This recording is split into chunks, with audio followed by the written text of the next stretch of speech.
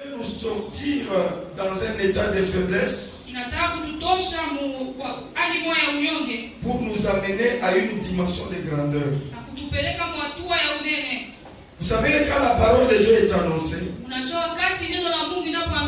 elle va toucher la vie d'une personne. De la même manière qu'elle est présentée, même si on ne faisait pas de commentaires, la parole de Dieu est capable de se défendre à elle seule. Si nous parlons de la grandeur, c'est que ce n'est pas nous qui parlons, comme ça vient de la parole de Dieu. Et que si quelqu'un y mettait sa foi, cette parole aura des répercussions en lui. Tu verras que en suivant la parole, en écoutant seulement la parole de Dieu, Dieu peut te sortir de la petitesse à la grandeur. Je crois que quelqu'un allait dire Amen. On peut me présenter le terme du mois. 2 Rois chapitre 6. Nous allons lire de 1 jusqu'à 6. Nous voulons lire là-bas rapidement. J'ai un peu beaucoup de choses à parler aujourd'hui. Je crois que ça ne va pas te gêner. Par contre, ça te bénira. 2 Rois chapitre 6. Nous commençons par le premier verset. Nous allons lire au nom de Jésus. Le fils des prophètes dit à Élisée: voici le lieu où nous sommes assis devant toi. est trop étroit pour nous. Allons jusqu'au Jourdain. Nous prendrons là chacun une poutre et nous y ferons un lieu d'habitation. Élisée répondit: allez. Et l'un d'eux dit: consens à venir avec tes serviteurs. Donc, consent à venir avec tes serviteurs. Il répondit: j'irai. Il partit donc avec eux.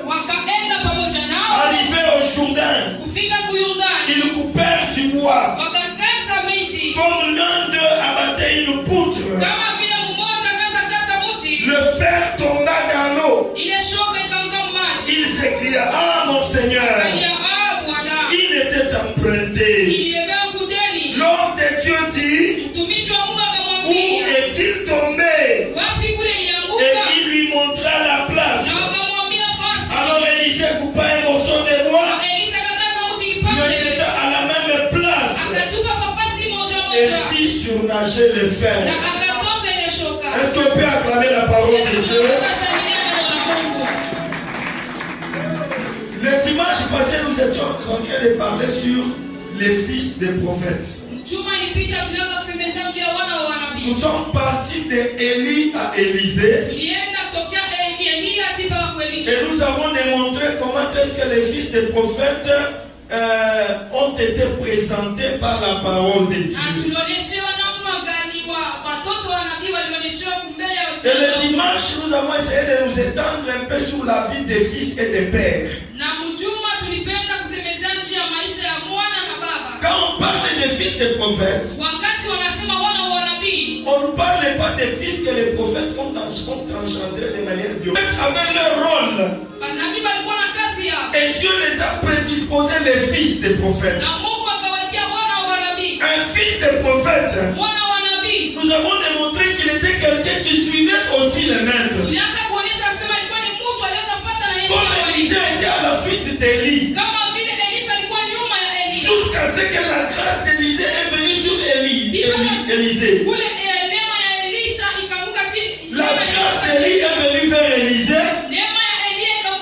Et les gens qui étaient tout autour, qui ont vécu avec le prophète Élie, ont compris que l'esprit qui était sur Élie repose maintenant sur Élisée. Et Élisée était considéré comme le remplaçant d'Élie.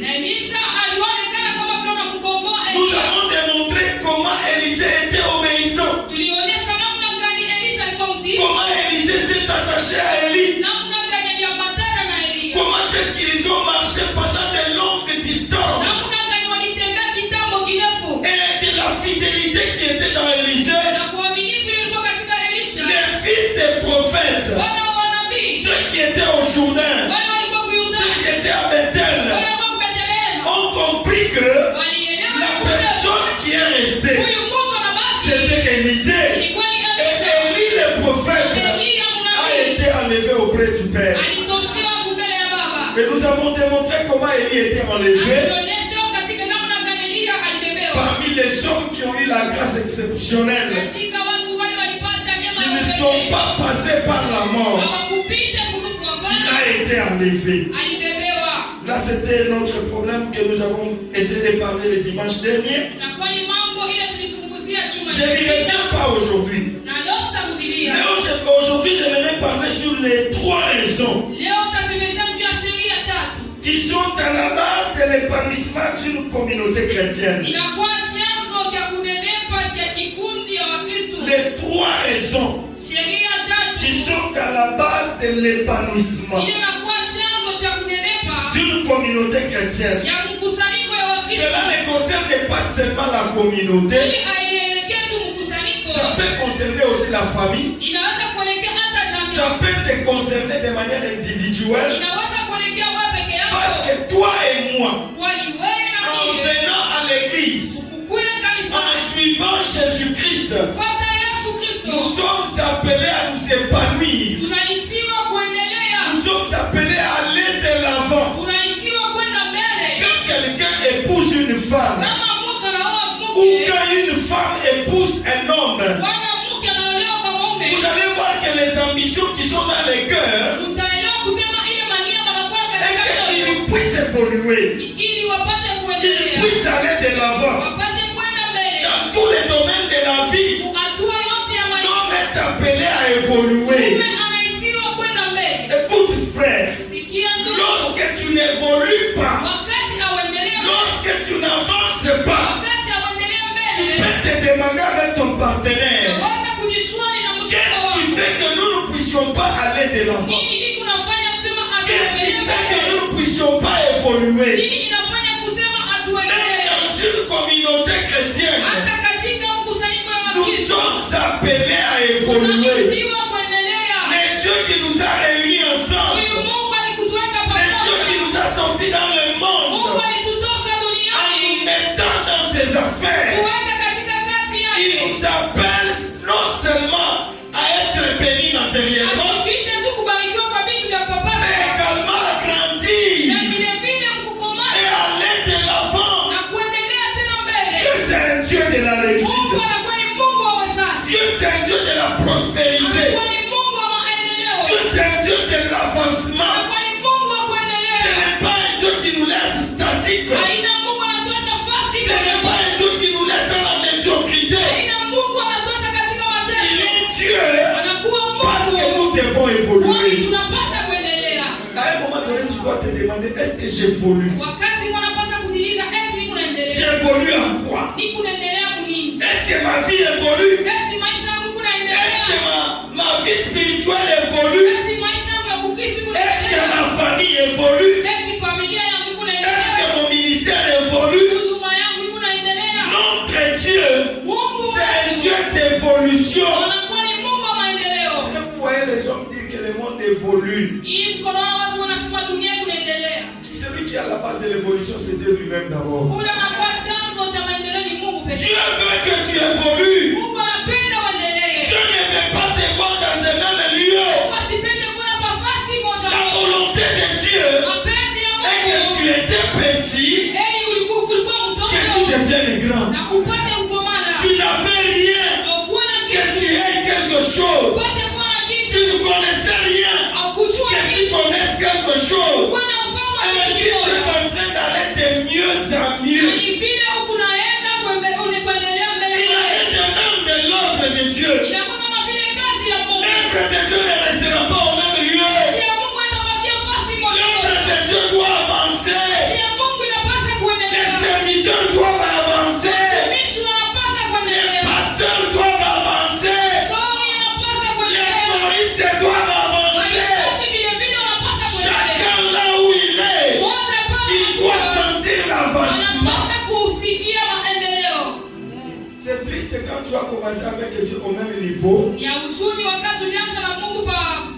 Tu es toujours au même niveau au bout de 10 ans. Tu ne connais rien. Tu n'as rien. Tu ne fais rien. Non, bien-aimé. La vie de Dieu, c'est une vie qui nous amène de gloire en gloire. Même Jésus-Christ, quand il est venu sur la terre, la Bible dit qu'il a paru comme une faible plante qui sort d'une terre desséchée. Ça veut dire qu'il commence au très bas niveau. Il est né comme un misérable. Il a souffert comme un brigand. Il a été tué au nombre de malfaiteurs. Mais est-ce que vous connaissez ce qu'il a attendu à la fin? Après la résurrection, c'était la gloire. Il est sorti de la médiocrité à la gloire. La Bible déclare il a reçu un nom dessus les tous les noms. Il est allé s'asseoir à la droite du Père. En sorte que tous chez nous fléchissent. Que c'est lui le Seigneur. Et que toute langue confesse. Donc on commence toujours en bas. On termine en haut.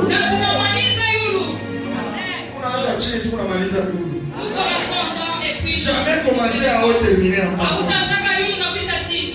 Parce que le chemin tracé par Jésus sera le chemin de tous les chrétiens.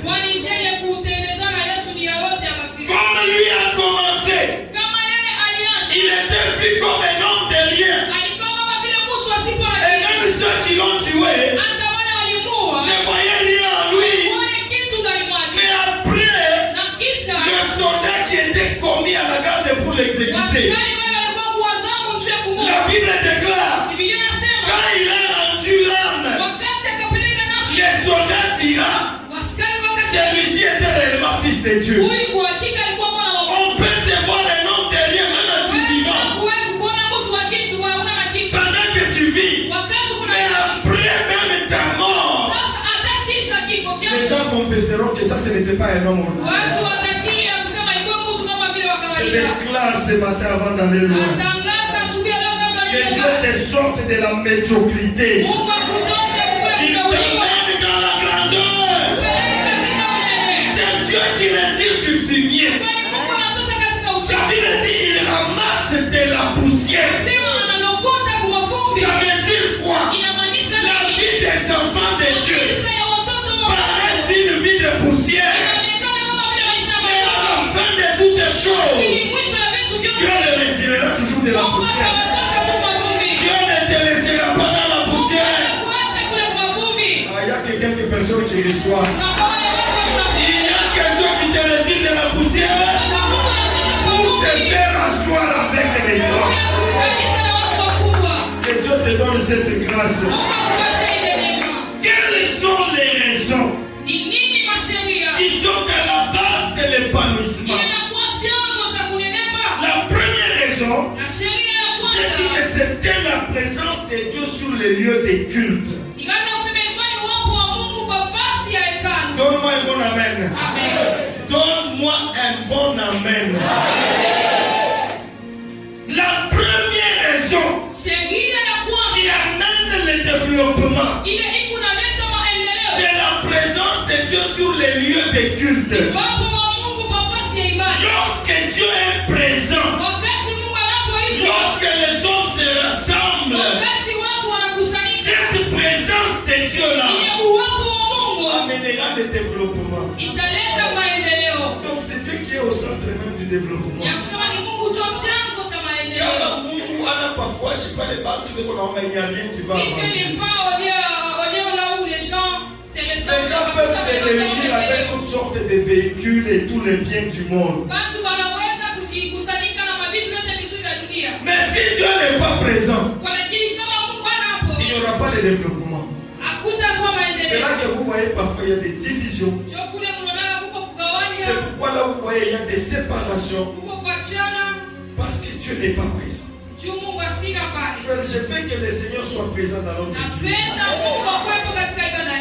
Il n'y a que Dieu qui suscite ce que les hommes peuvent faire. Un culte sans Dieu, c'est une réunion ordinaire du monde. C'est pourquoi j'ai toujours conseillé aux gens même à la radio. Si vous êtes allé à l'église, vous êtes allé dès que vous êtes parti.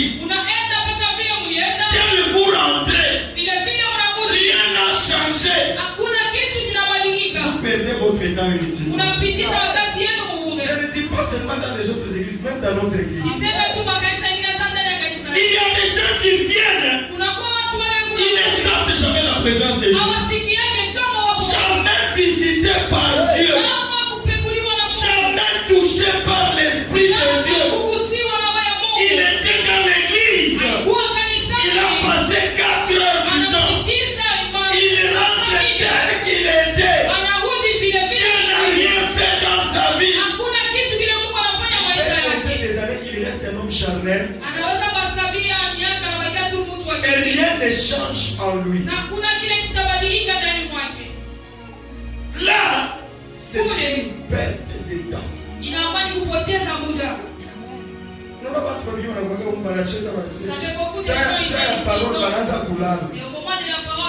Vous devez les reconnaître, même par ces signes-là. Que Dieu n'a rien fait en eux.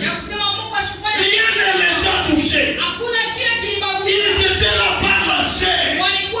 Et l'esprit ne les a pas visités. Ce sont ces gens-là qui viennent à l'église. Et par rapport, vous les demandez avec quoi dans l'église. Il y avait quoi dans l'église? Il vous pense qu'il y avait le ventilateur. J'avais vu l'écran géant. C'est tout. Et j'avais vu telle personne. En lui, il n'y a pas une connexion de la présence. Bien-aimé dans le Seigneur, en venant à l'église, la première des choses qui nous motive, c'est la rencontre avec le Seigneur. Même si tu ne dis pas même, c'est ça la vérité. Je ne peux pas laisser ma maison. Je ne peux pas laisser mes occupations. Vous venez voir seulement que l'ancien Moukala était là. Non. Est-ce que je suis venu ici pour que l'ancien Kassileko me voie? La première personne que nous cherchons, même dans tout ce que nous faisons ici, c'est la rencontre avec le Seigneur. Une église sans Dieu, c'est une église morte.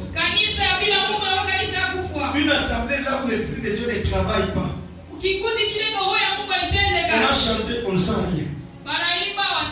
On a prié, on ne sent rien. On a prêché, on ne sent rien. Aucune visitation. Le cœur est endurci. On est toujours incrédule. C'est comme l'eau qu'on jette sur les plumes de la canne.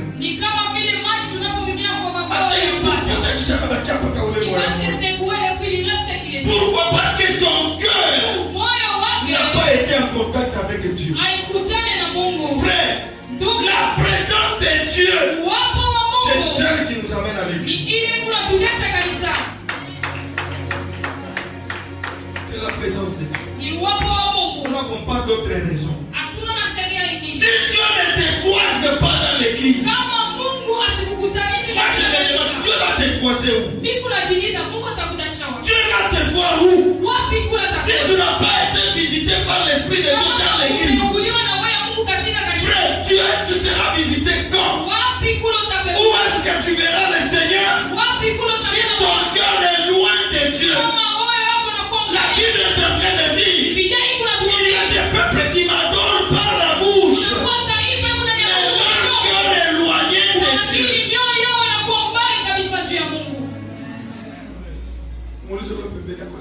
Demande celui qui a ton côté, est-ce qu'aujourd'hui tu vas te visiter? Papa, est-ce que nous allons nous visiter? Est-ce qu'aujourd'hui tu es à visiter? La présence de Dieu nous fait asseoir. C'est Dieu qui nous appelle. C'est Dieu qui nous positionne. C'est pour lui que je me suis lavé. C'est pour lui que je me suis habillé. C'est pour lui que j'ai chanté. C'est pour lui que j'étais à genoux. C'est pour lui que je donne l'offrande. Toute ma vie. Pour lui d'abord. Je ne peux pas voir une personne.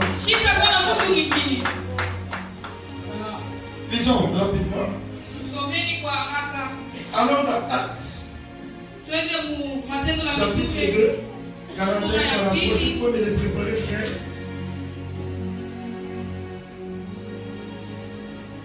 Vous êtes Actes 2. 41-43. Qu'est-ce que la Bible dit? Ceux qui acceptèrent sa parole furent baptisés. Et en ce jour-là, le nombre de disciples s'augmentant d'environ 3000 âmes. Je vais m'arrêter par là. Amen. Nous avons dit ceci. Pour être connecté à la famille de Dieu, tu as raison de mettre les bases. Et les bases, accepter la parole de Dieu et aller dans les eaux des baptêmes. Qui dit Amen? Accepter d'abord la parole de Dieu. Vous savez, beaucoup de gens entrent dans des assemblées.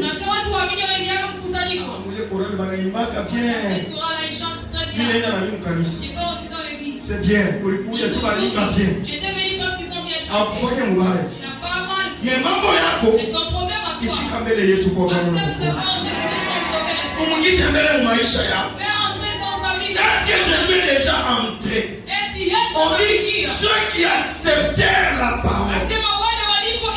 Une réunion de chrétiens, c'est une réunion des hommes et des femmes qui ont accepté la parole, qui ont accepté le Seigneur, qui ont donné leur vie à Jésus.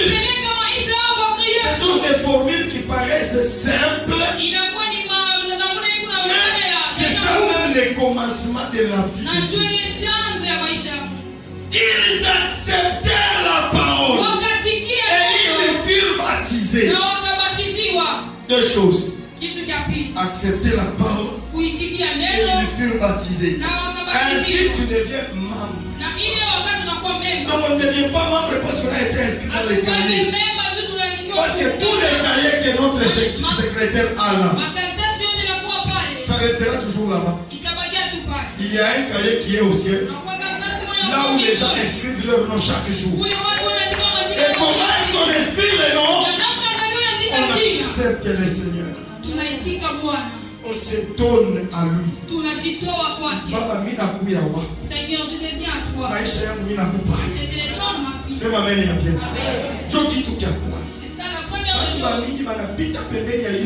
Beaucoup de gens sont passés outre. Déjà, il est sur la ligne des il est déjà au rang des serviteurs.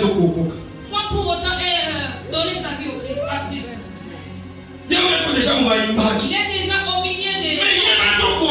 Mais sans pour autant être. Il est déjà au milieu des. Sans pour autant passer dans la route principale. Et ces gens pareils. C'est ce qu'on appelle les sables dans les villes. Ce sont des gens qui ne connaissent pas ce qu'ils font. Ils ne connaissent pas qui est Jésus. Ils n'ont pas donné leur vie au Seigneur. Ces gens-là, ils s'occupent des futilités. Au lieu de s'occuper des choses importantes. Il y a des choses importantes dans la vie de Dieu. C'est être d'abord sauvé. Est-ce que tu as été sauvé?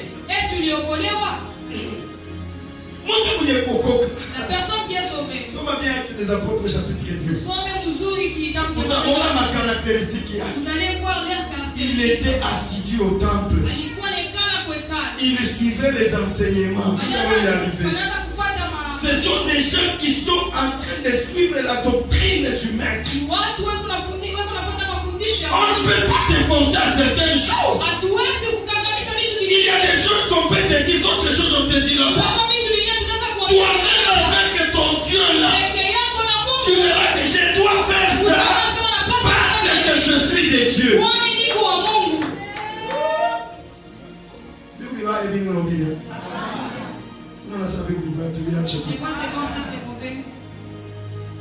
Quand il y a des infiltrations dans les affaires de Dieu, c'est comme Judas Iscariote. Il s'est infiltré. Il est au milieu des pouces. il va aussi en mission. Chasser les démons, il chasse aussi les démons au nom de Jésus. Alors un chien, il est aussi un chien. Il connaît les lieux secrets de prière. Mais lui là, c'était infiltré. Mungu atoshe na infiltré mu jina la Yesu.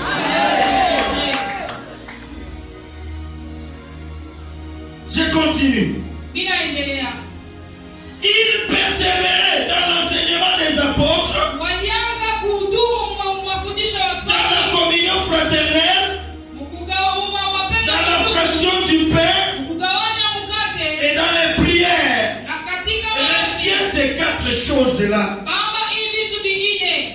À persévérer dans l'enseignement des apôtres, dans la communion fraternelle, dans la fraction du pain et dans les prières. Je ne suis pas là-bas, je suis au verset 43. La crainte s'emparait de chacun. Et il se faisait beaucoup de prodiges et de miracles parmi les apôtres. Quand la présence de Dieu est là, la première des choses caractéristiques, c'est la crainte. Qui dit amen? C'est quoi? C'est la crainte sur les lieux de culte. La crainte s'emparait de tous. La présence de Dieu dans un lieu de culte fera que tu ne joues pas. Même quand tu chantes, tu ne joues pas. Même quand tu danses, tu ne joues pas. Quand tu prêches, tu ne joues pas. Quand tu modèles, tu ne joues pas. Quand tu donnes, tu ne joues pas. La crainte est au fond de ton cœur. C'est quelle crainte? La crainte de la présence de Dieu. Comme la Bible nous l'enseigne.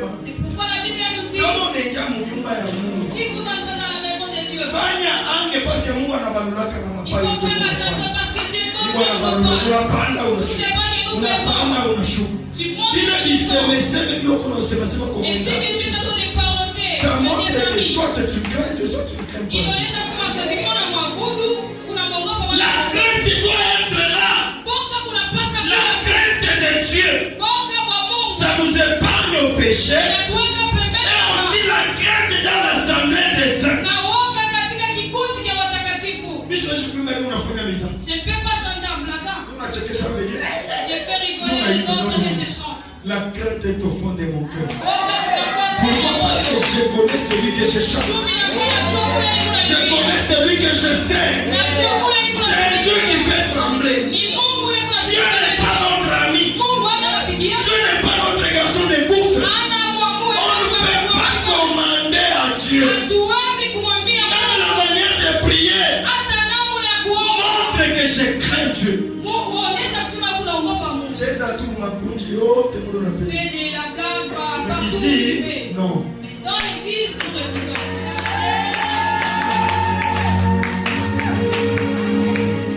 La crainte. Boka. Les apôtres, quand ils seraient là où étaient les apôtres, la crainte était là. Et les gens qui faisaient semblant de les servir en vérité, ils ont rencontré des problèmes très sérieux. Attends, mambo ya kutoa. C'est quoi la boka? Il faut avoir la crainte. On est bien. Amen. Na mambo ya kuandikisha, il faut quoi na bo? C'est ma manière bien. Amen. Il t'a donné $100. Je vais donner $100. Il faut avoir la crainte. Quoi na bo? Il faut avoir la crainte. Kusema mimi naingia mundeni na Mungu. Disons que je suis maintenant, je suis Vous connaissez le couple là qui était tombé, qui sont morts là-bas. Dans la première église là primitive. Ce sont des gens qui ont vu des gens motivés par l'esprit. Ils ont vu que tel a donné. Tel a donné. Tel a donné. Lui aussi s'élève. Il dit je vais aussi donner. Sans crainte. Il dit je vais donner. Mais en allant donner, il trompe. Vous savez ce qui est arrivé? La crainte s'emparait de tous.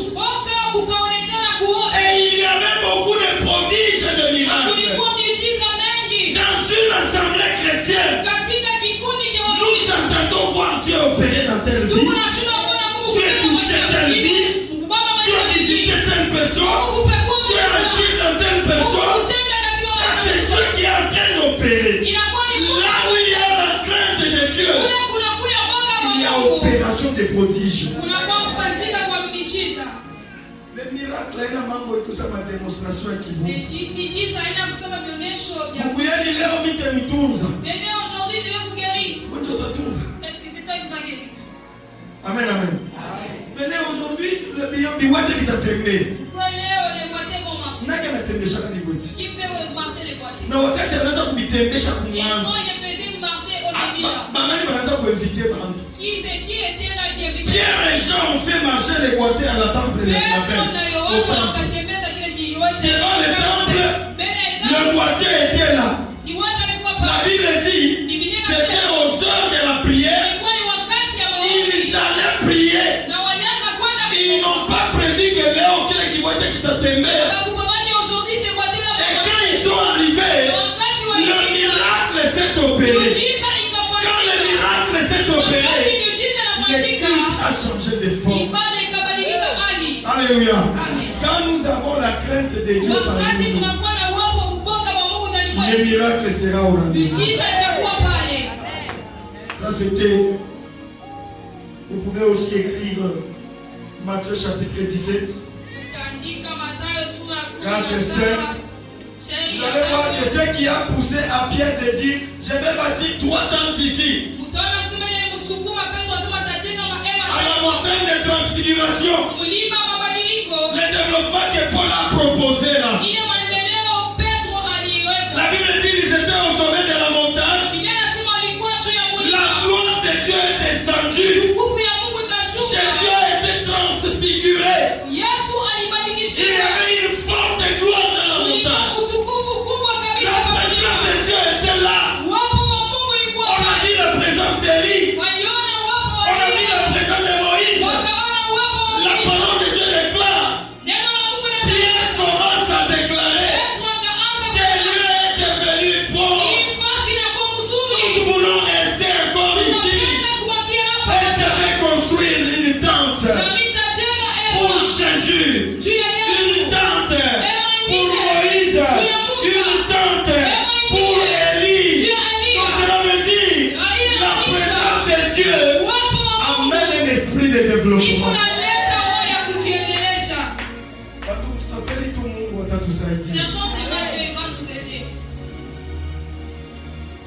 Je passe au deuxième point. Les relations caractéristiques entre père et fils. Baba na mwana. Non, mettez S ici. Père. Mettez là-bas S. C'est comme ça que j'ai écrit. Alléluia. Bien-aimés dans le Seigneur,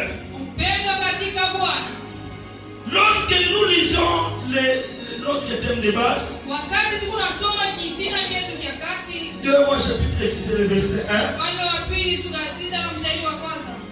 je vais un peu y revenir rapidement.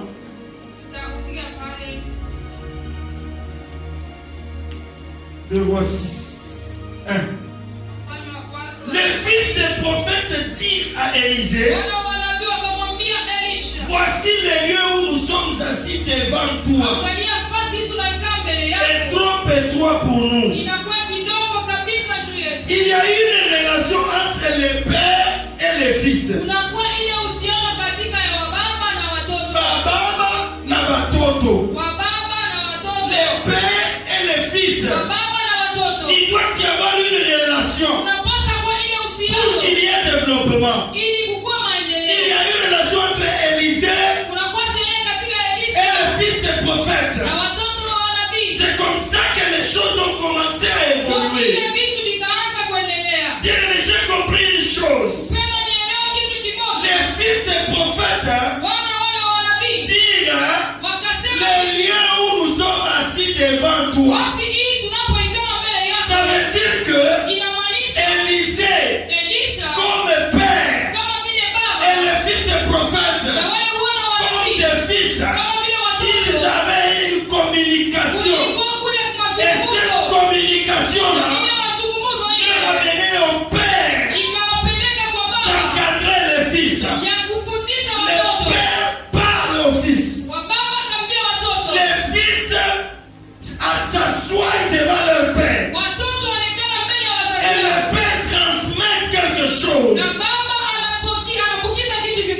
il y a cette corrélation. wakati kuko ile mazungumzo, Les fils assis devant leur père wana wanapikana mbele ya wazazi pour recevoir un enseignement, juu ya kupokea mafundisho, pour recevoir un conseil, juu ya kupokea shauri, pour recevoir la prière. juu ya kupokea maombi. Cela amènera que Ile inaleta nous puissions nous kusema rendre compte de l'état où nous sommes. tupate kujitambua kile tuko, nafasi pale tuko. Dans le verset 2, Mshairi ya pili là même où nous sommes. kule tunakuya, Allons jusqu'au Jourdain. twende tipaka ku Yordani, Allons jusqu'au Jourdain. twende ku Yordani, Nous prendrons là chacun une poutre tutabeba kila mtu muti et nous y ferons un lieu d'habitation. na tutafanya nafasi ya kuketi. Je vais au verset 4. Nenda kusharia ile, Il partit donc avec eux. wakaenda pamoja nao, Ils arrivèrent wakafika et coupèrent du bois. na wakakata miti. Vous allez voir que le développement d'aller couper les bois, Endelea kusema maendeleo ya kwenda kukata avant miti, d'en arriver à aller chercher des poutres, kabla ya kwenda kufika kutafuta miti, il y a eu une communication entre le père et le fils. ilikuwa mazungumzo katika wana na Un wababa. bon père, Ama mzuri c'est celui qui donne l'encadrement à ses fils. ni yule anafundishaka watoto Un wake. bon père, Ama c'est celui mzuri qui donne les conseils à ses fils. yule anakalala na shauri ya watoto Et le wake. seul conseil que nous avons, Na shauri moja tule c'est la tunapata parole de Dieu. na kwa ni neno la Mungu. Lorsque je suis en train de lire Actes, Wakati tunasoma kitabu cha Matendo ya chapitre 6 et le verset 2. sura ya 6 na shairi ya pili. Actes chapitre 6, est-ce que vous pouvez m'amener ce verset? Actes chapitre 6. Tendo la Mitume sura ya Et le verset 2. 6 na shairi. Les 12 convoquèrent la multitude des disciples Wale wa 12 wakaita wingi wa mitume et dirent, na wakasema, il n'est pas convenable aieleane que nous laissions la parole de Dieu ya tuache neno la Mungu pour servir aux tables. juu ya tutumikie meza. Verset 4. Sheria ile Nous continuerons à nous appliquer à la prière pia tutaendelea kuendelea na maombi et au ministère de la parole. na kuhuduma ya neno. Le Père Baba, s'occupe de donner la parole au Fils. hebu najitahidi kuleta neno Le la Mungu. Père Baba s'occupe de la prière pour le Fils. anajitahidi maombi juu ya watoto wake. Mzazi mzuri, Un bon parent, mzazi wa bien un bon parent, atakupatia ni mashauri. il va te donner des conseils. Un bon père, Baba il mzuri donne ses moyens, analetaka il manamna, donne sa force analetaka nguvu pour yake encadrer le Fils. juu ya kufundisha wana. Un père qui encadre le Fils, Huyu baba c'est kunafundisha celui-là wana. le père que la Bible cherche. Ndio ule baba Biblia Les inasema, apôtres diront, wa mitume nous wakasema, n'allons pas nous occuper des autres choses. hatutataidia tena juu ya La vitu vingine. distribution des tables. Ile kugawanya kwa meza. Non, Hapana, faisons ça aux autres. tupatie ile Ce que nous, kuwengine. les pères, nous devons faire. Sio ile tunapaswa kufanya kama vile wa C'est nous baba. occuper de la parole et de la prière. Ya kuangalia kuneno la Mungu na maombi. Ça concerne les responsables. Inaelekea wenye madaraka hii. Ça concerne les dirigeants. Inaelekea kwa viongozi. Nous devons donner le temps. Tunapaswa kuleta Nous wakati. devons donner les moyens. Tunapaswa kuleta Je manamna. vous donne l'exemple de la famille. Na mipatia mfano ya jamaa. Quand Dieu t'a donné 12 enfants. Wakati Mungu anapatia watoto wa 12. C'est vrai que vous avez chapitre 12 ans. Je sais que les autres ont déjà dépassé même Nous 12. allons pas voter par 12. Il t'a donné tous les 12. Tu vas aller par 12, tu vas aller par quoi par Pour que ces 12 là soient des tu vas aller par 12, tu vas aller par bonnes personnes Saïdi et Inchi. qui aident encore le pays. Wele baba, Toi le père na weye mama, et toi la maman, uko na ruhusa, vous avez uko na l'autorisation, muziko vous avez cette ya chance là kuwafundisha. de le faire étudier. Sema amen. Mimi sema c'est pas kuwafundisha Il masomo. n'est pas dit de le faire étudier seulement Kuwafundisha, les enfants, kuwaikarisha les mettre là-bas, batoto wenye kuikala, les enfants en étant, batoto wanashikia uzazi. ils écoutent leurs parents. Baba yuko na vya kusema juu ya batoto yake. Le père a quelque chose à dire. Mama yuko na vya kuleta juu ya batoto Et la yake. maman aussi a quelque chose à On ne peut dire. pas être un parent. Ah ouais, c'est quoi vous Tu n'as pas parlé aux enfants. hakuna na vya kusema kwa watoto. Non, non. Alléluia. Kama watoto wanakupita kichwa, kwanza wanakuwa baba. Si tes enfants te dépassent, ce sont eux qui sont devenus minables. Useme amen. Amen. Kama wewe mama unasimamisha mimi kama C'est toi là, pourquoi tu te dis que moi j'échoue de parler devant mes enfants? Que c'est eux maintenant qui deviennent au-dessus de toi. Mais si tu épouses, tu enfants, tu dois. Il faut que tu aies à parler. Tu as mis au monde qui pour pas parler à ta place. Alléluia. Amen. C'est à toi de le dire. Tu le fais un soir. Le soir, j'ai une réunion avec venez, nous allons nous rencontrer avec vous au salon. Oh non, papa, moi je suis fatigué. Tu es fatigué. Moi je t'appelle, toi tu es fatigué. Attends qu'on a bouché la montre. Même si tu as sommeil, viens, réveille-toi. Et comme Dieu t'avait donné cette capacité-là, il te donnera aussi des paroles pour les C'est ce que nous appelons l'éducation des bases. Ça ne vient pas dans la rue. Ça ne vient pas à l'école. Ça vient de la famille. Dans la maison du père et de la mère. Les enfants sont éduqués. Les enfants entendent les parents.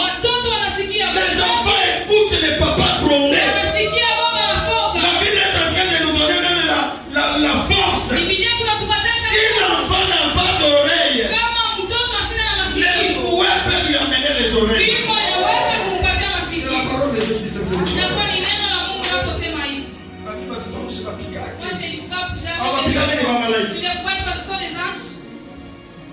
C'est moi-même. Mtoto atasha ukomea mpaka wapi? Hawezi kushuka chini, hawezi kushuka chini ya watu wengine. Mbele ya ule alimzaa. Hata mtoto wangu anakuwa mrefu sana kule pamalani. Mimi niko na huo mrefu wangu. Tamshusha ekala chini. Dis amen bien. Le père doit savoir parler. Le père doit avoir des mots. Il doit être comblé de paroles. Vous savez, même les enfants que nous sommes en train d'éduquer, que nous envoyons à l'école là. Tu peux appeler ton enfant. Unamwangalia. Unamwambia sasa utakuwa médecin. Kama uko baba wa bekori, kila unasema tu utakuwa. Est-ce que je dis la vérité? Watoto wanafika kama mama ashile wanaanza kuchagua mafakulti. Nitafanya nini? Sasa anaanza kushika mzee, nitafanya marketing. Nitafanya commerce extérieur. Nitafanya relation internationale. Mtoto anakuwa dans l'embarras. Il ne connaît pas où aller. Le papa peut lui dire, oui, utakuwa munganga. Donc, pour les connaître, pour m'assurer c'est papa. Mon père m'avait dit que je serais médecin. Mais ouais, parce que tu connais chunga nani ya kusema. Tu attends qui pour te parler. Una chunga nani ya orienter. Tu attends qui pour t'orienter. Dites amen. Amen. Les pères doivent être avec leur fils.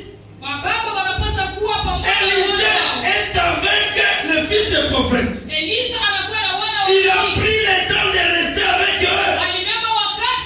De leur donner ainsi dit l'Éternel. De prier pour eux. De les enseigner. De les conseiller. Vous savez le travail qu'un pasteur a. C'est le travail de parler. Le premier travail que Dieu nous a donné, nous, c'est d'abord la parole. Avant que l'ingishe mkono mfuko. Peut-être mfuko haina amu. Mais sitakosa masemo ya kutupa. Useme nani yake? Masemo yanapitaka na mafuta. Ninasema masemo yanapitaka mafuta. Conseil inapita kuunga. Ninawezi nishikupe kuunga, mais mimi nakupa shauri. Jésus ne marchait pas avec l'argent en poche. Jésus marchait avec la parole. En lui était la parole de vie. Quand il parle, la vie entre.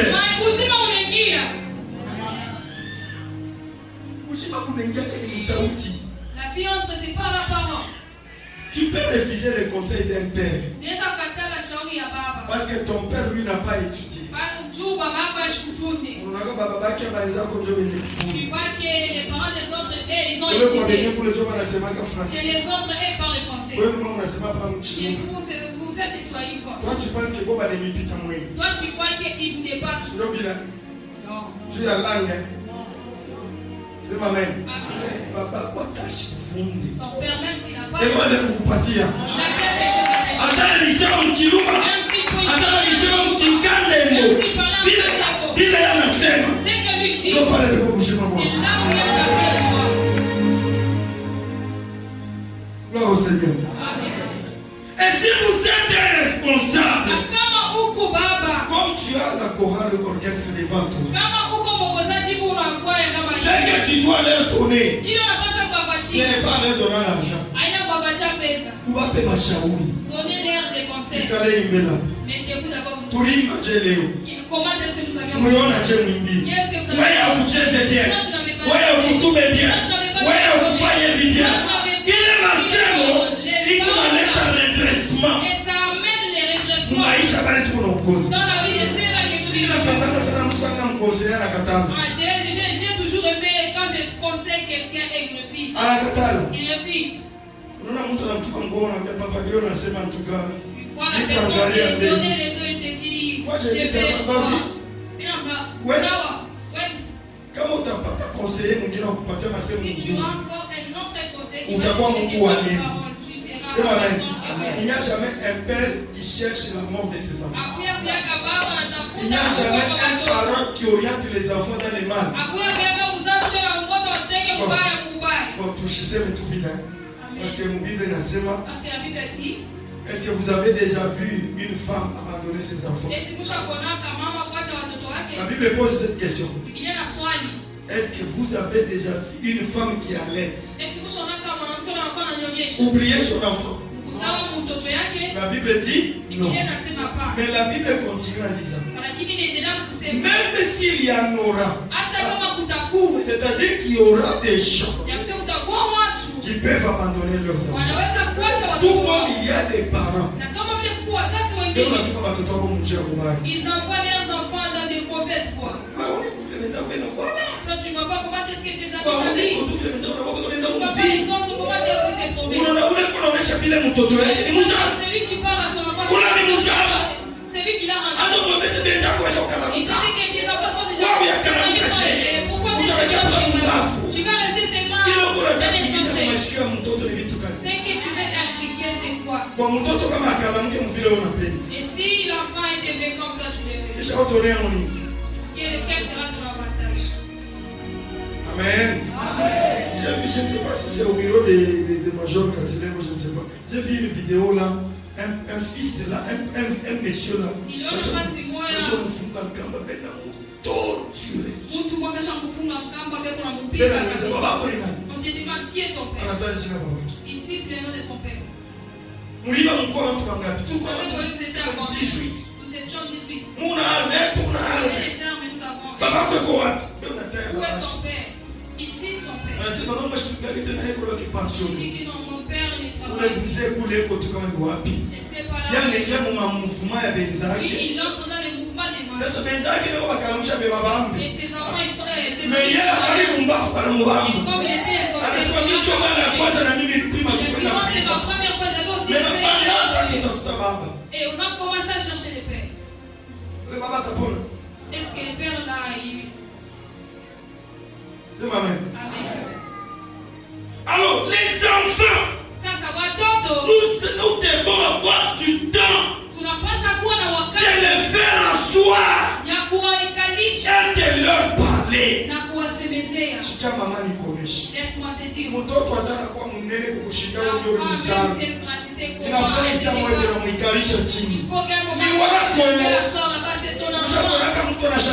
as déjà vu quelqu'un changer les papas. Alléluia. Amen. Tu peux changer les amis.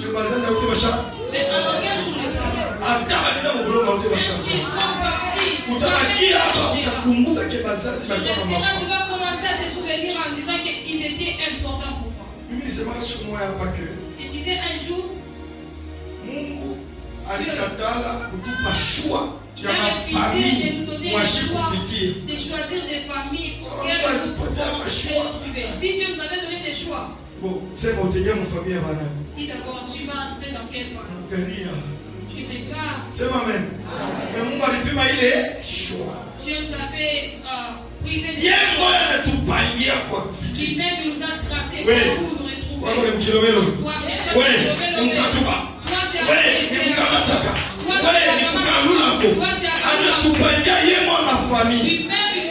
c'est la raison pour laquelle on dit que la famille est sacrée. Dis amen. Mais les amis empêchent de choisir. Kama unaona sema huyu rafiki ni mbaya, uko huru kuachana naye. Sema amen ya bien.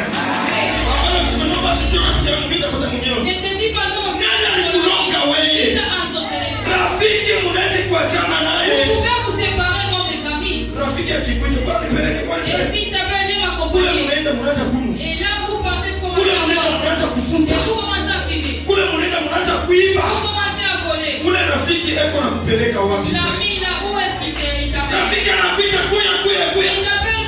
Kukuka garçon kama hivi kana kupenda. Leo unaona eko na. Mwangalie bien macho. Mwambie sema uniangalie bien. Mwile michezo yako ushiriki tena. Faut bien regarder dans les yeux là. Un ami qui t'entraîne comme ça. C'est ma mère bien. Les amis, on doit les refuser. Je crois que c'est l'ancien qui nous a parlé des relations. Il a bien souligné des relations qui sont bonnes. Amen, amen. Relation yangu mimi na mzee mkale ndio nipeleka wapi? Tukikutana naye tunaanza mambo ya paparazi.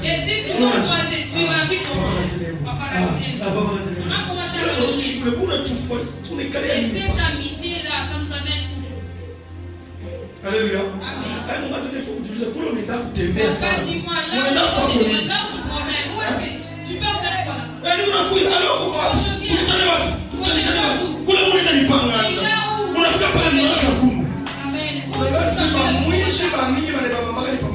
et vous savez que beaucoup de voleurs on les trouve c'est dans des bars. Et c'est là où les enfants de Dieu il prend sa femme en disant sortir comment sortir c'est pas dans des bars. Sortir pas dans l'hôtel. C'est pas dans des hôtels. Vous n'avez pas pris notre calais.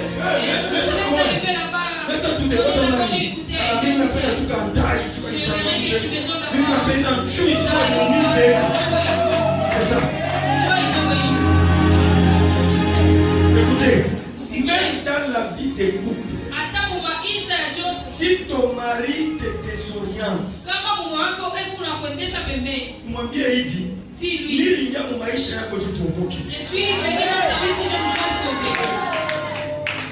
Il peut dire ça à sa femme. Amen. Ou à son mari. Amen. Tulikutana wewe na mimi tuende kumbini. Nous sommes croisés pour qu'on aille au ciel. Atukutane tutumcheze na Mungu. Nous ne sommes pas croisés pour qu'on aille encore dans l'affaire. Non. Un mariage qui vous mène, ça peut être un mariage où il faut le faire. Il y a d'autres mariages qui font encore les hommes. Là c'est mon mari. Papa m'a donné le chicken. Amen. Que Dieu te bénisse. Amen. Parce qu'il y a de ces gens qui ont déjà fait ils se sont intégrés parce qu'elle est fatiguée. Elle a 27 ans, 30 ans, elle est et comme elle était dans la course. Il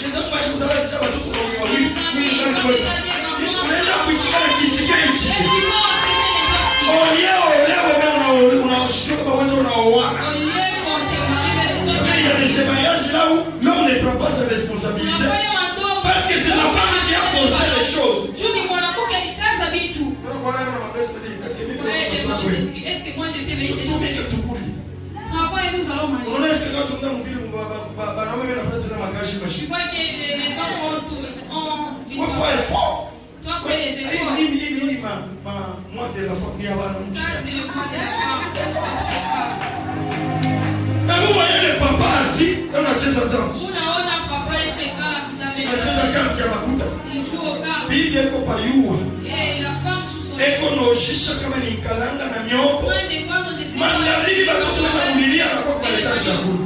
Et le soir, Ule unayambia sema ni ukweli. Bila uliza unayambia sema ni ukweli. Kwa mapenzi ya Mungu. Sema wewe ndio kadibosi. Ni mambo kwa mwenyewe ndio ingia. Bila wewe mwenyewe uliingia mshana na ndio wewe mwenyewe. C'est pourquoi vous devez supporter. Vous devez attendre. Chaque personne a son temps. Chaque personne a son foi. Tu planifies pour toi seul.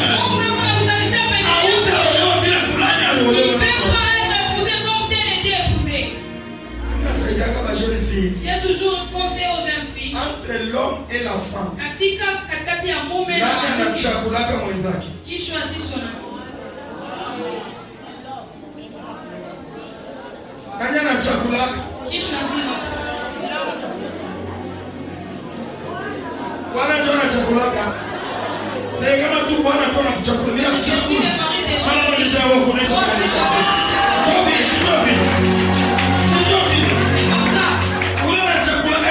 C'est lui qui choisit c'est quoi? C'est qui?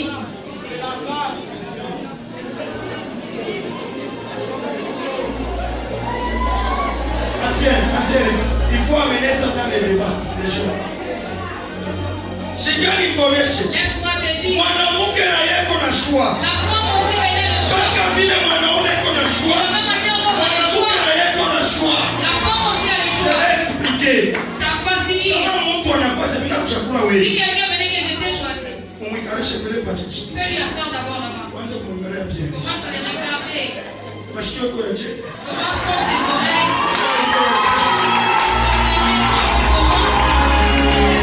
Sema mimi ya bien. Na wako na cha kusema. Toi si tu as dit. Kama unaona kabite ndeka mzuri. Si tu vois qu'il n'y a pas la compatibilité. Tu peux dire non. Ce n'est pas un péché. Na haina dhambi. Hapa kwa hiyo mambo inabechikaji. Les jeunes filles d'aujourd'hui. Ils se donnent elles-mêmes. Sous prétexte que mimi nachelewa. Je suis déjà en retard. Mtu ule anachelewa maana yake sasa tulianza masomo pamoja. Comme si on a commencé ensemble. Jola naisha avant wewe. L'autre termine. Il te dit que je suis en retard. Ukweli hamuna retard. Maisha hamuna retard. Wale walitangulia lazima wao waliona kumgongo ya wengine. Vous n'avez jamais vu les gens qui se sont mariés avant les autres. Enfin, wale walitangulia. Ils ont évolué plus que les autres qui les ont précédés. Amen bien. Amen. Je vais terminer. Apenda kumaliza. Dans les relations entre père et fils. Katika uhusiano ya baba na mwana. Les fils doivent avoir des devoirs. Wana wanapaswa kuwa na mapasho. Je vais trier seulement 2 versets rapidement. Tatosha tu Hébreux 13, 17. 1 Pierre 5:5. Vous voulez que tu les lises? Vous allez voir ce que les pères attendent des fils. Hébreux 13, 17. Ok, donnez là 1 Pierre 5:5. De même vous qui êtes jeunes, soyez soumis aux anciens. Et tous dans vos rapports mutuels, revêtez-vous d'humilité. Car Dieu résiste aux orgueilleux et il fait grâce aux humbles. Il faut souligner, vous qui êtes jeunes, soyez soumis aux anciens. Dites Amen. Amenez-moi Hébreu 13, 17. Qu'est-ce que la Bible dit là-bas? Hébreux 13, 17.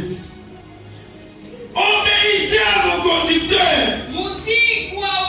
et ayez pour eux de la déférence,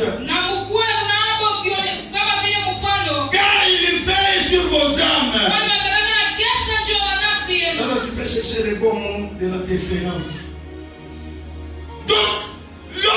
vous êtes fils, wakati muko watoto, la parole de Dieu vous invite à l'obéissance. neno la Mungu inaniita kutii. Obéissez à vos conducteurs. Kutii kwa viongozi vyenu. Bale beko na miongoza, Cela qui vous dirige. muwapatie heshima mara mbili. Il faut leur donner du respect. Dites amen bien. Dites amen. Amen. Iko tu kigumu kama bantu bale kuongoza bakushikia. C'est tellement difficile si les gens à qui tu diriges ne t'écoutent jamais. Kama bantu bakushikia unashikia na Si mifupa les iko na pasu. t'écoutent jamais, tu sens c'est comme si tu Juu ya na kichwa. na kichwa kile unauma. et la tête te fait mal. Kama bantu bale kuongoza Si abakushikia. les gens à qui tu diriges ne t'écoutent pas, Bon, kushikia peut-être c'est autre chose. Abakuti. Parce qu'on parle de ils ne t'obéissent l'obéissance. pas. Dites amen. Amen. Vous dites que c'est ça notre DG. Unasema njoo mchungaji wetu. Moi, quand je suis allé au bureau de Papa Kasseli, Siku ile ninaenda kwa ofisi ya papa. lui c'est un major, c'est une autorité militaire. Yana kwa ni chef katika. J'arrive là-bas, Nafika kule. il se dit debout, il appelle les amis. Mama Venez anaenda. saluer mon pasteur. Kuye mlamke pastori wako. Papa Kitchen ata kunene. Au Malheureusement, je n'ata pas kunene. Aole sina Dites amen bien. Amen. C'est bien comme ça, mais il faut obéir. Ni mzuri vile kwa lakini napaswa kutii. Dites amen.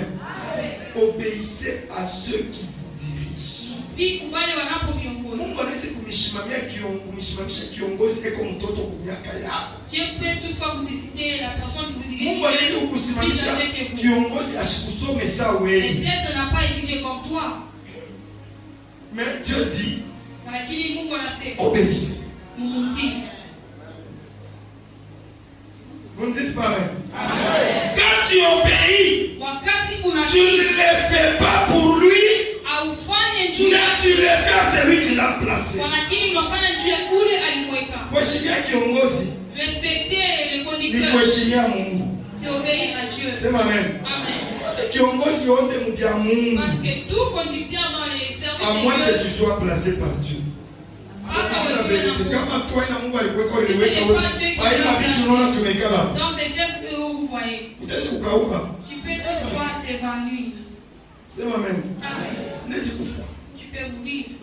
Na mimi naomba kubale wote Mungu alichagula. Et j'ai pris à ce que tout ce que Dieu a appelé, Mubaheshimie. que vous puissiez les respecter. Mubatii. Obéissez à lui. Ne sois pas en conflit avec un ancien. Usikue na ile fitina na mzee. Dites amen. Amen. N'aie pas de problème avec un dirigeant Usikue na ile spirituel. mambo na ule kiongozi wako katika. Un dirigeant spirituel, c'est Jésus qui l'a amené. Kiongozi kwa katika jioni ya kwani En notre terme, on nous appelle des ambassadeurs de Christ. bana tunani banapita bapelelezi ba Kristo. Papa m'appelle un ambassadeur Dionesho. qui honeste. C'est-à-dire, si tu veux voir Dieu, tu me vois d'abord. Kama unapenda kuonea Mungu umione mbele mimi. Amen. Amen. Donc, je suis ambassadeur. Na kwa kionesho. Un ambassadeur représente un état d'autrui. Kionesho Dans un inaonyesha autre état. kionesha mtu mwingine Il quitte son état. anaacha fasi. Il est envoyé dans un autre état. Anatumia kwa fasi. Il représente son état. Anaonyesha fasi Il ya mtu décide mwingine. au nom de son état. Anabeba mpango Il kujina parle au nom de son état. analeta kujina Et mtu notre mwingine. état, nous les serviteurs de Dieu, Na kama vile kionesho kitu shi watumishi c'est le wa Mungu. paradis. Inakuwa ni paradiso. Comment la chair du malgré la mambo à prier comme un royaume. Notre royaume est déjà au ciel. Notre royaume est déjà kumbingu. Un ambassadeur, Kionesho il a été mandaté anakuwa ule aliwekea par wajua le chef de l'État. kama vile na huyu mkubwa wa rais Tubebe tu mpaka hii pays yetu ya Zambie kwa. dans notre pays de la Zambie. Kama umeenda Mozambique wamesema hicho Si ambassade vous ya partez en Congo. Zambie, on dit que ça c'est ça l'ambassade. Petro drapeau ya Congo. Il y a les drapeaux. Ça c'est un. Il y a les drapeaux. De deux. Capille. Mtu akikimbilia mwile ambassade ya Et Congo. si la personne Zambie haita mbamba. Zambie ne peut pas capturer cette personne. Est-ce que c'est libre? Quand quelqu'un va se réfugier dans une ambassade, Wakati mtu anaenda kukimbia kionyesho kimwa il est déjà en sécurité. anakuwa mukingo. Parce qu'une fois vous entrez là-bas, Wakati mnaenda kule vous avez violé l'État. munaibia sheria. Je déclare Natangaza que nous sommes des ambassadeurs de Yesu Christ. ni kionyesho cha Kristo. Et tous ceux qui sont avec nous Yote vitu pamoja sont nasi. épargnés au profit du monde. Inatoshewa pembeni na mafukuzo ya dunia. Kama hata wanaweza kutafuta kubamba juu ya hapa Si huko on peut hawata poursuivre, kubamba tena. amen. Ah, oui, amen.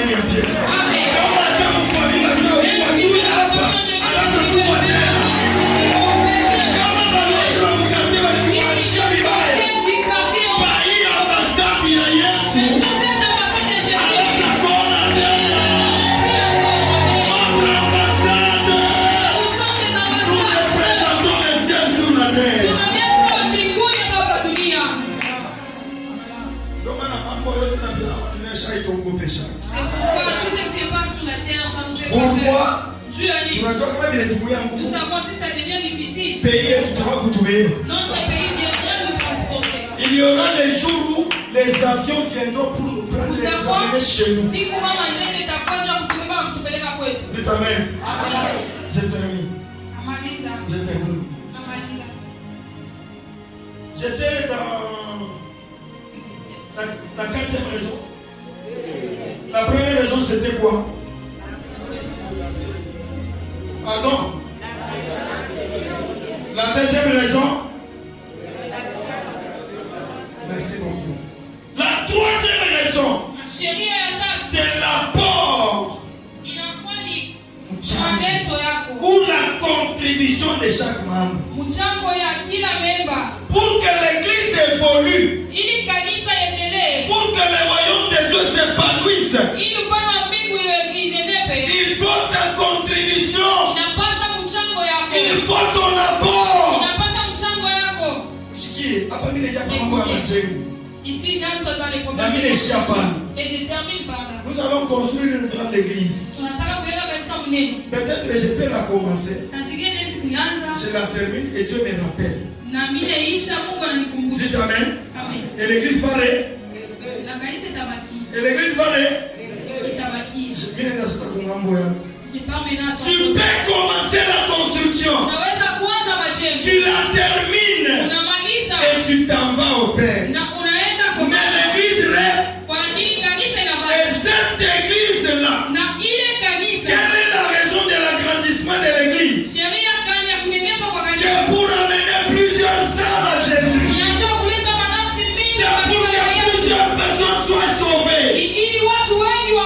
Pour que les malades soient guéris. Pour que ceux qui sont en prison soient libérés. Pour que ceux qui souffrent deviennent libérés. L'église, c'est le lieu de la vie.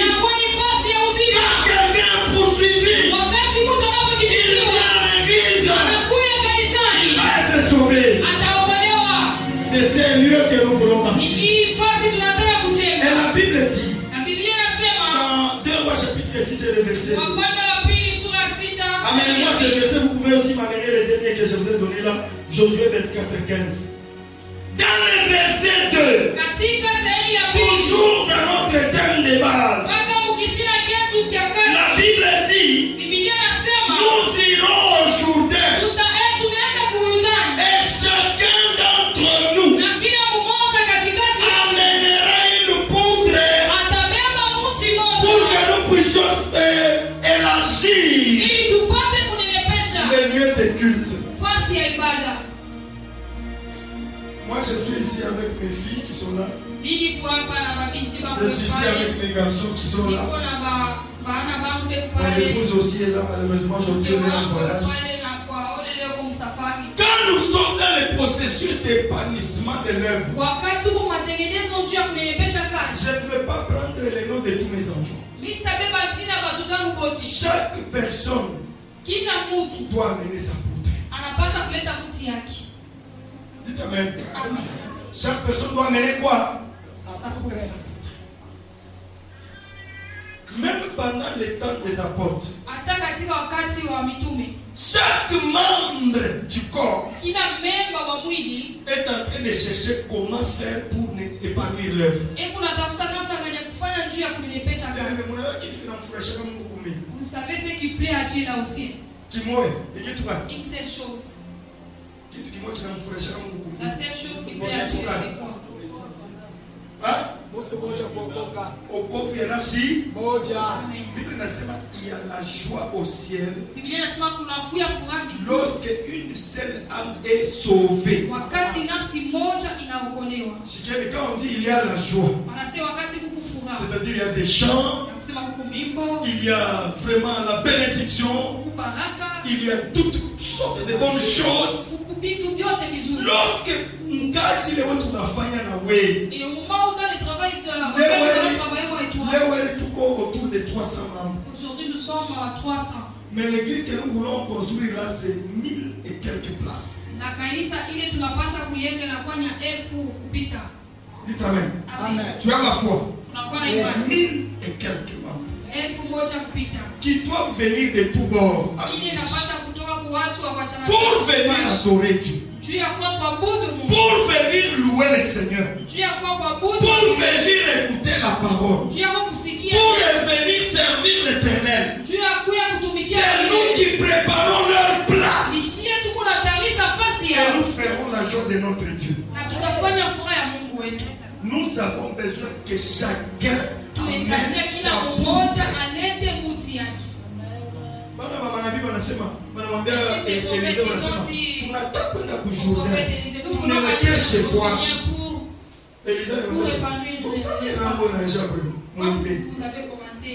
Qu'est-ce qui se dit là-bas? Non. Commençons que tu partes avec nous. À notre terre.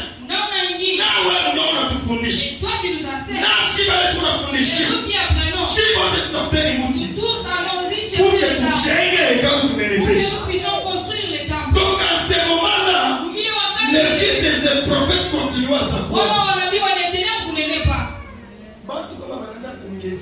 S'il y a c'est le travail de ceux-là qui nous ont présenté. C'est que les autres puissent encore s'ajouter. Je dis quelque chose. Amen.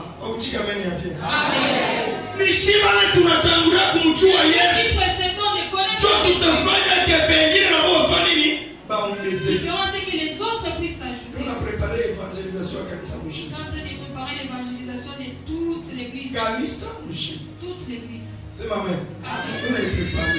Je prépare ça. Et à tout. Cette fois-ci. Papa Jean, tout est dans l'évangélisation. Vous irez aussi. Papa Goliath, tout est dans l'évangélisation. Vous irez aussi dans l'évangélisation. Amen. Hein? Nous irons dans l'évangélisation. Ça aide l'amour. Pas Shabbat. Vous ne pouvez pas construire une grande église et puis vous dites à Dieu appelez les gens. Nous agrandissons l'église. Et puis nous allons chercher maintenant les âmes. Amen. Moi et moi, nous allons partir. Nous allons marcher pour aller chercher les âmes. Alors pour que nous arrivions à cet état, chacun de nous doit contribuer. Dans de tels travaux, on ne laisse pas seulement pour les autres. On ne regarde pas qui ont des moyens, qui sont en position. Chacun avec sa position. Même si c'est une petite position, ça va aider même à rassembler beaucoup les âmes. Si vous voyez des gens qui veulent mettre des arbres, des choses, et vous allez voir des militants là, les aides aussi à... Et donc, ça va aider à quelque chose. La construction est là. Ça demande à tout un chacun d'amener. Josué chapitre 24, le verset 15, vous y êtes? On a encore un professionnel, ça. Et si vous ne trouvez pas bon de servir l'Éternel, choisissez aujourd'hui qui vous voulez servir. Tu as une frère. Choisissez aujourd'hui qui vous voulez servir. Ou bien ce sont les dieux qui servaient vos pères au-delà du Jourdain. Ou les dieux des Amoréens dans le pays desquels vous habitez. Écoute la conclusion de Josué. Moi et ma maison, nous servirons l'Éternel.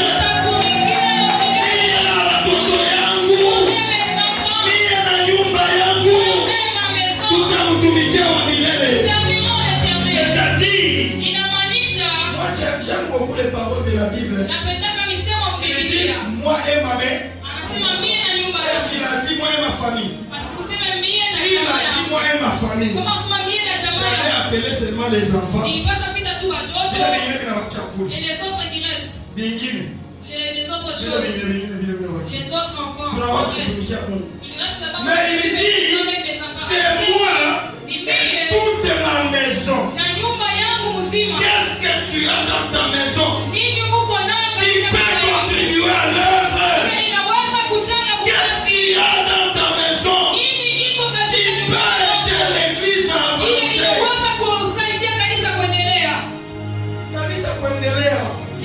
avancer? Aiombe mpaka nguvu ya mwili.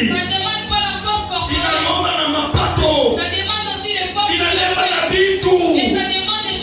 Moi je connais des gens qui ont servi Dieu. Aluza mango tellement ya mingi sana. Hapa nataka na makuta kwa na mango. Aujourd'hui, il n'y a pas de kutumikia Mungu. Si tu dis à Dieu, nous voulons servir Dieu. Anaenda kuchakula mango ya sasa. Il part choisir des belles vêtements. Ile mishi ya voile. C'est que je n'ai pas encore, je suis pas encore. Et je donne ça. Et je te forme. L'habillement symbolise la gloire de Dieu. Quand tu donnes à Dieu un habit, Dieu te révèle de sa gloire.